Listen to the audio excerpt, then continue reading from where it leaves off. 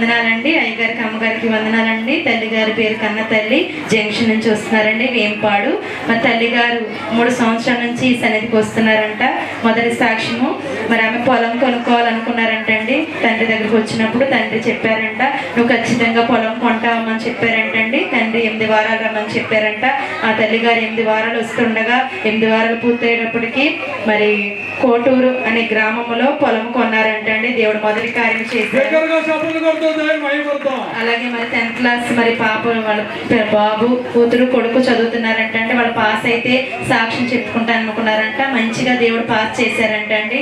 అలాగే మరి ఆమె కోర్టు సమస్య కొట్టివేయాలని కూడా అనుకున్నారంట. మరి దేవుడు కోర్టు సమస్య కూడా దేవుడు కొట్టివేశారంట అండి. మరి అలాగే 12 సంవత్సరాల నుంచి ఉంటున్న పొలము కోర్టులో సమస్య వేశారంటే కోర్టులో ఉందంట. పొలము మరి నా పక్షంగా వస్తే సన్నిధిలో సాక్ష్యం చెప్పుకొని 2500 కానుక వేసుకుంటా అనుకున్నారంట అండి. మరి పొలము వీరి పక్షంగా వచ్చిందంట. దేవుడి కార్యం చేసి